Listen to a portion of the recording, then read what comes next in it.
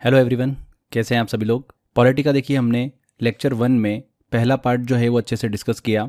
आज के इस वीडियो में हम डिस्कस करने वाले हैं पहले लेक्चर के पार्ट 2 को, जिसमें हम पढ़ेंगे स्ट्रक्चर को। भैया हमने वहाँ तक तो स्टोरी समझ ली थी कि हमारा संविधान बना कैसे। अब बात करते हैं कि जो हमारा संविधान बना है उसका स्ट्रक्चर कैसा है, उसमें जो प्रस्तावना है वो कैसी है, प्रेएम्बल जो है उसको हम डिस्कस करेंगे, उसके पार्ट को हम डिस्कस करेंगे, उसके भाग को डिस्कस करेंगे और आर्टिकल और शेड्यूल के बारे में बात करने वाले हैं। पहले लेक्चर के अंदर हम 4 पार्ट डिस्कस कर रहे हैं। पहले पार्ट में हमने बैकग्राउंड को डिस्कस किया, दूसरे पार्ट में हम स्ट्रक्चर को डिस्कस कर रहे हैं, तीसरे पार्ट में हम सोर्स को डिस्कस करेंगे और चौथे पार्ट में हम डिस्कस करेंगे संविधान सभा मतलब कॉन्स्टिट्यूएंट असेंबली। तो चलिए शुरू करते हैं हमारे लेक्चर को।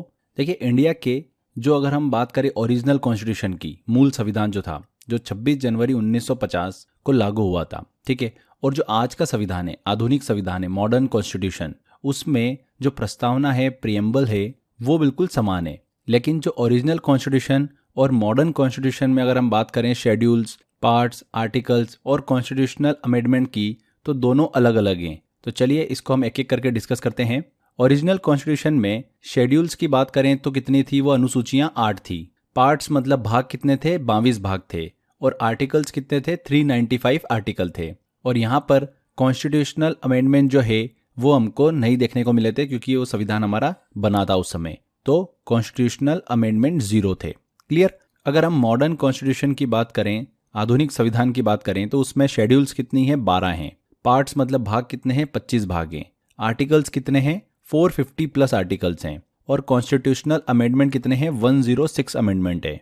अब सभी को हम एक एक करके डिस्कस करेंगे।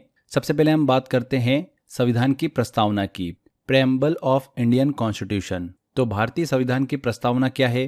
देखिए इंडिया की जो प्रस्तावना है, प्रिएम्बल है, वो सिटीजन के लिए जस्टिस, फ्रीडम और इक्वालिटी को सिक्योर करती हैं और लोगों के बीच भाईचारे को बढ़ावा देती हैं। इसके साथ साथ प्रस्तावना को इंडियन कॉन्स्टिट्यूशन का इंट्रोडक्टरी लेटर जो है वो कहा जाता है। प्रस्तावना प्रिएम्बल की बात करें तो भारतीय संविधान का ये वह हिस्सा है जो संविधान की आत्मा को दर्शाता है। यह संविधान के मूल सिद्धांतों और लक्ष्य को संक्षिप्त रूप में प्रस्तुत करता है।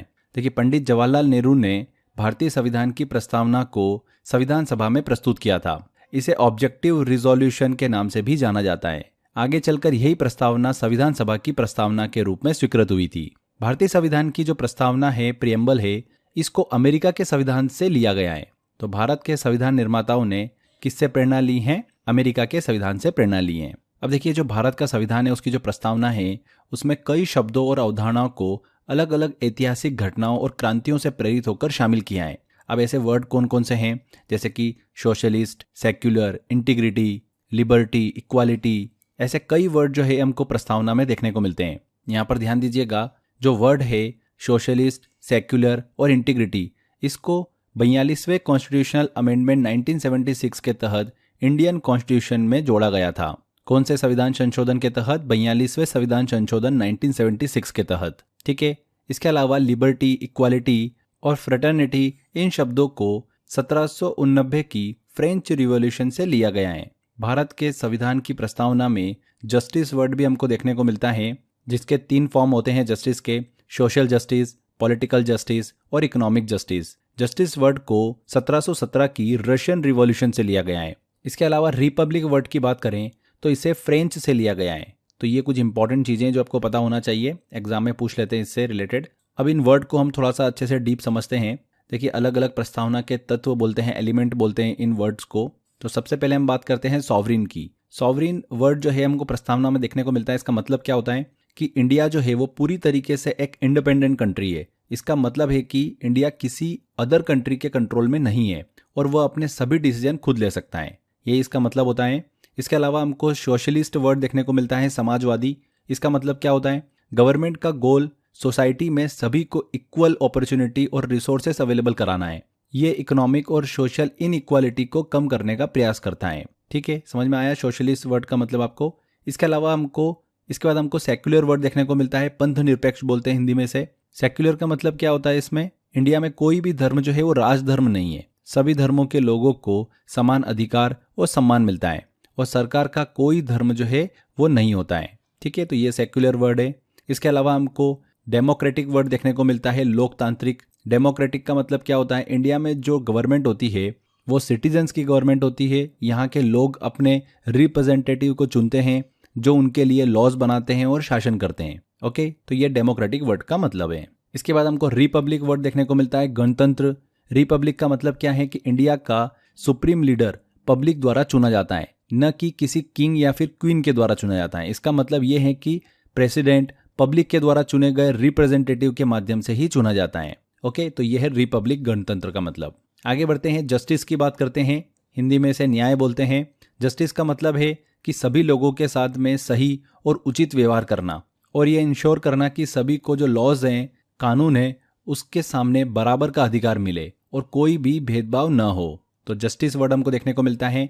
इक्वालिटी वर्ड जो है, समानता, ये भी हमको देखने को मिलता है। इक्वालिटी का मतलब आपको समझ में आ भी रहा होगा, सभी लोग जो है वो इक्वल हैं और सभी को इक्वल राइट्स और अपॉर्चुनिटी मिलनी चाहिए, चाहे उनकी कास्ट, रिलीजन, जेंडर या इकोनॉमिक कंडीशन जो है वो कुछ भी हो, उन सभी को इक्वल राइट्स जो है वो दिए जाएंगे। इसके बाद में फ्रेटर्निटी वर्ड देखने को मिलता है। इसका मतलब क्या होता है, सभी लोगों में ब्रदरहुड और म्यूचुअल सपोर्ट की भावना जो है वो होना चाहिए।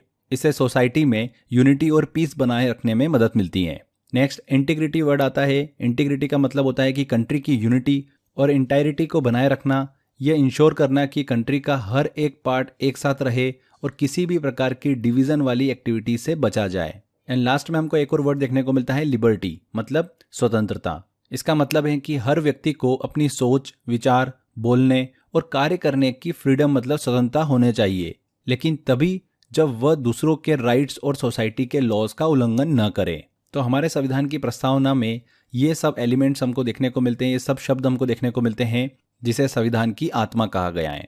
ओके, तो ये हमने सभी को अच्छे से डिटेल में डिस्कस किया।